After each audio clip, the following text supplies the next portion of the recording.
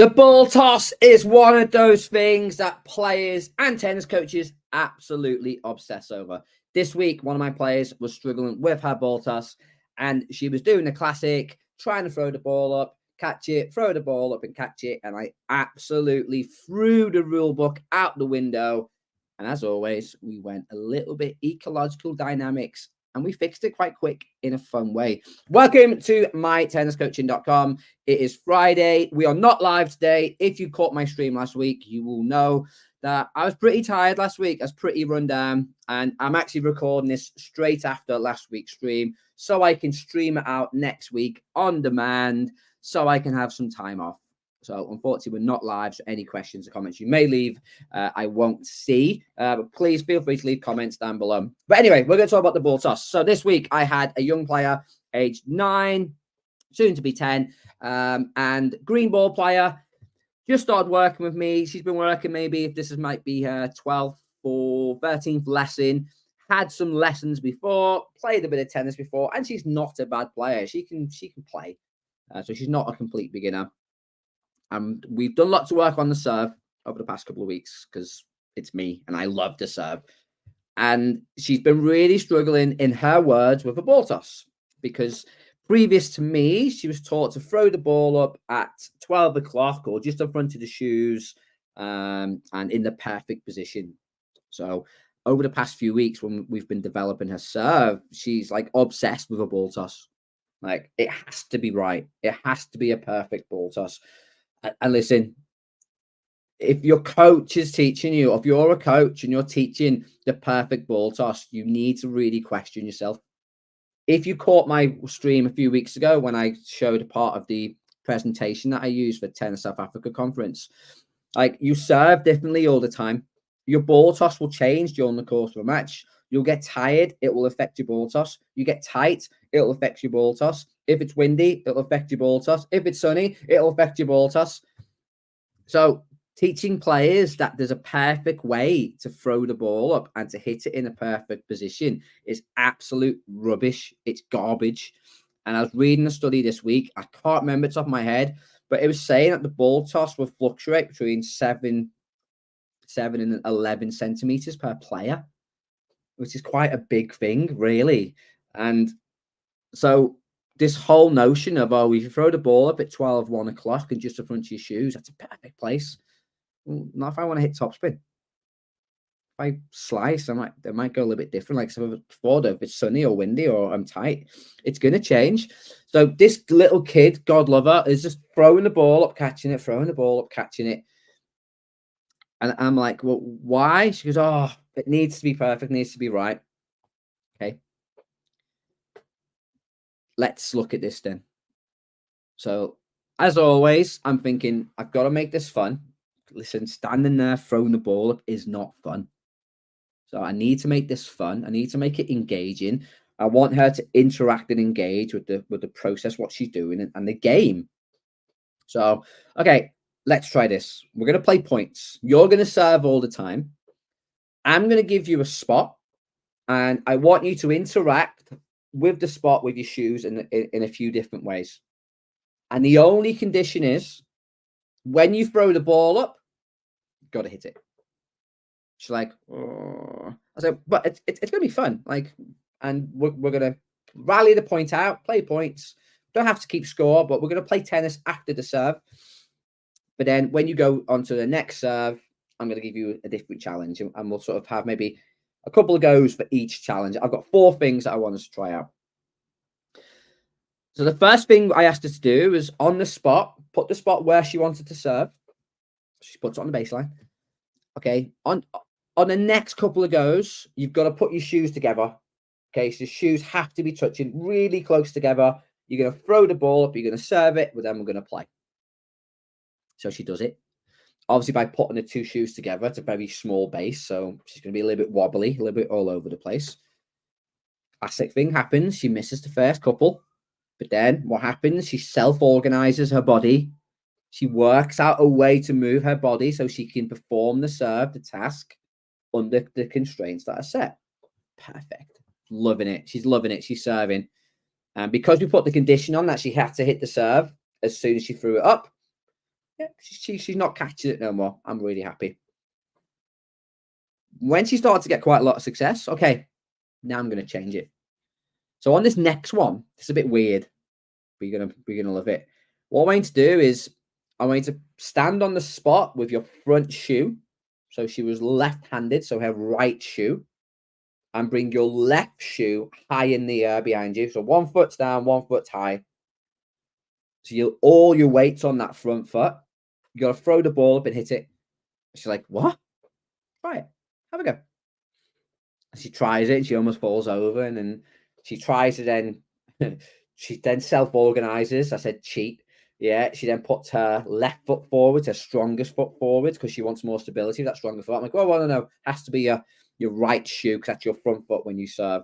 But the good thing is she's trying to find stability by moving her body around and stuff. And after a little go, she starts to get it. It starts going in. Even though she's on one leg, and like you can see people watching me as well, oh my god, Steve's off again. Oh my god, is this guy? What is he doing? Does he even know how to coach? Like, we don't serve like that. Why is he getting his players to serve like that? But she's loving it.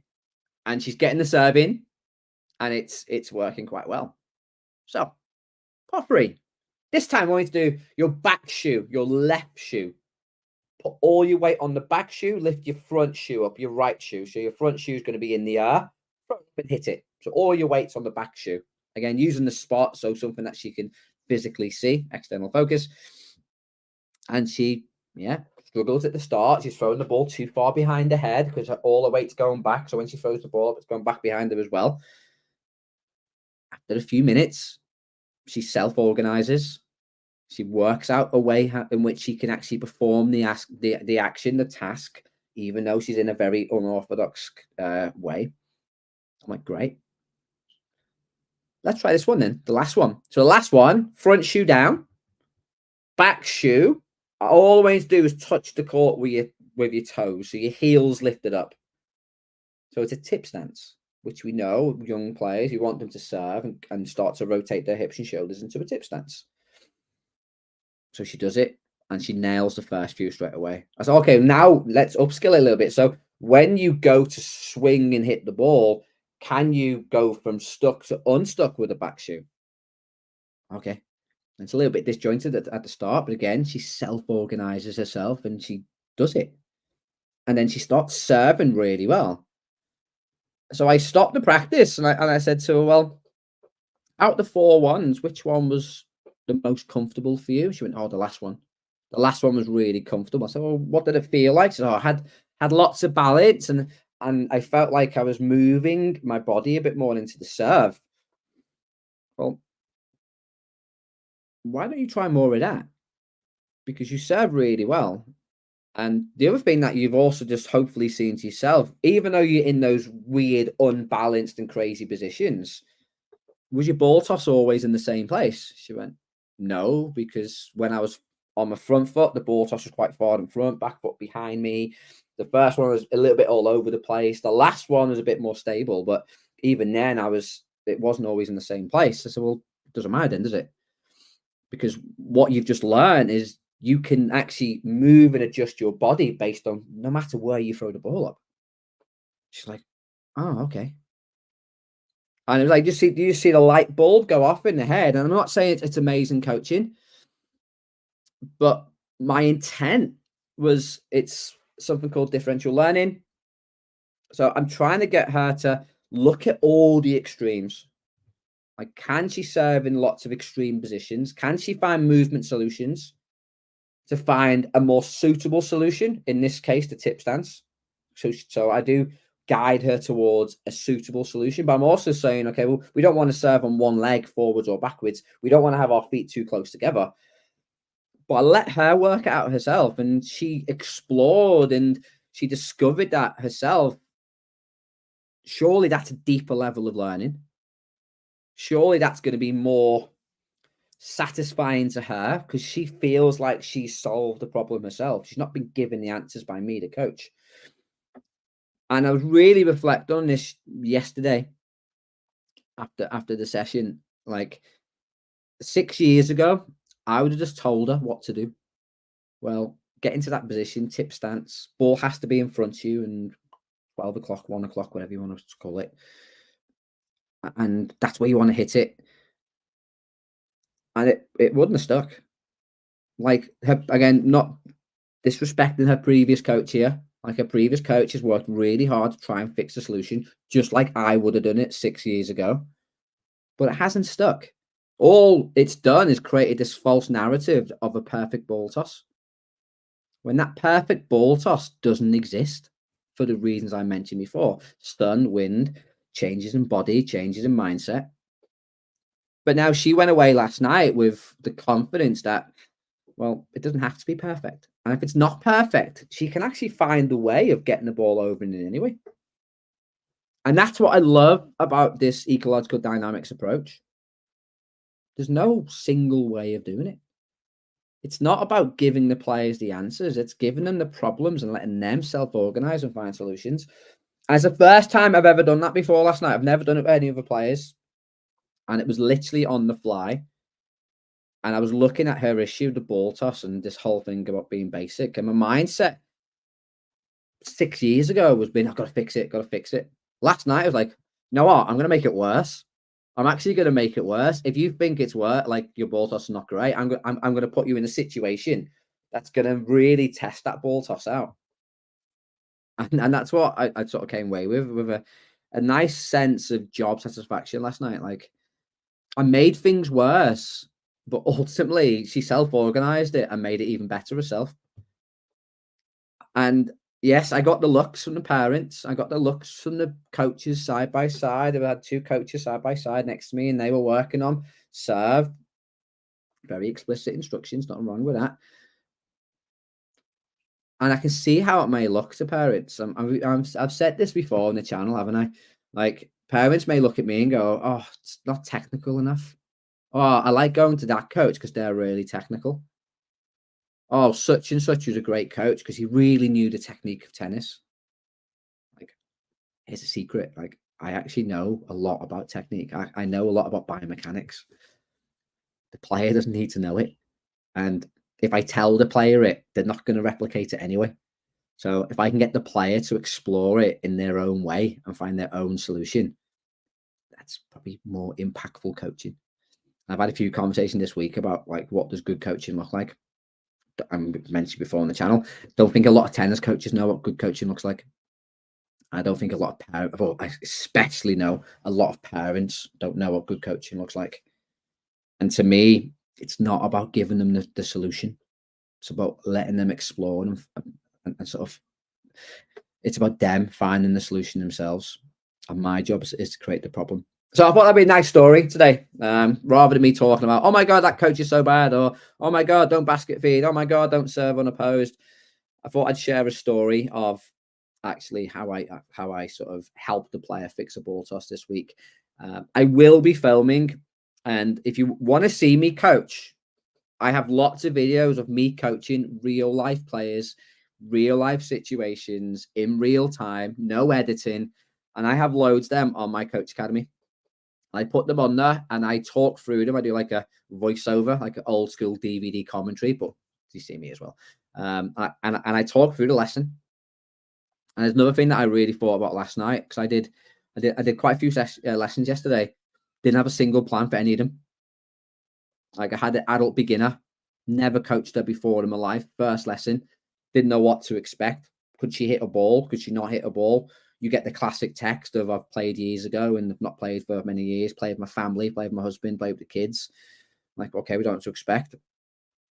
And just did a lesson on the fly, seeing the player, seeing what this situation was, seeing where she was struggling, just helped her find some success.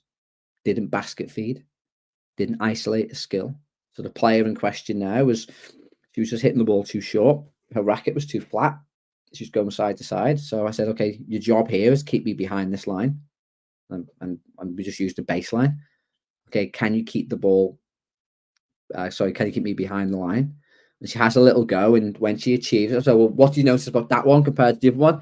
Oh, that was a bit higher, that one, wasn't it? Well, yeah, well, maybe explore hitting the ball higher and have the effect on me. And then we just flowed through the lesson, and 1 minute we're working on pushing me back. Then we worked on, well, if you push me back, you get a short ball. And the short ball, you can have the opportunity to do this. And it was just a flowing lesson. And then the girl with the ball toss, the same. Then I did a lesson on the lob, the smash later on that evening, which I filmed. Like I just have intentions. I said with the adult player, didn't know what to expect, and sort of guided by her in terms of what she wanted. The other two players, I had an intent. Okay, we're going to address the serve for that lesson. We're going to address the smash in that lesson. I'll set up a basic game to assess it or let them explore something, and then we'll just roll with it and we'll just adapt and change. And if you watch my stream a few weeks ago, like I think that's such an effective way of coaching, because I call it coaching in the moment now. Like I don't have these pre-described coaching lesson plans, which I see all the time. Oh, we're going to do this for 8 minutes. We're doing that for 8 minutes. But what happens if the player achieves it within 2 minutes? What happens if you don't get anywhere near it in 8 minutes? Coaches just move on. It's something that we have a lot within coach education as well. Like you don't know. Like you've got to coach what's in front of you, what you see. Don't coach what you know or what you'd like to see. There you go. Short video this week. As always, check out mytenniscoaching.com if you are interested in seeing more videos of me actual coach and doing some webinars, live coaches chats, download all my practices. So each and every week, I always upload 3 of my best practices of the week, which coaches can download and try out and alter and change themselves. Do head over to mytenniscoach.com, click on My Tennis Coach Academy, and look at potentially supporting me, supporting the channel by becoming a member. But you get so much value from that as well. And you get a worldwide coach community to sort of tap into as well. Until then, next week, I will be having a week off from streaming and a week off from content development. So there'll be no stream next week. And I'll be back the week after on the Friday, hopefully at 10 a.m. But we'll see. As always, any questions, please reach out to me at Instagram, My Tennis Coaching, or leave a comment down below. Have a great Easter holidays if you're here in the UK. Like I mentioned last week in my stream, do take some time off, look after yourself, and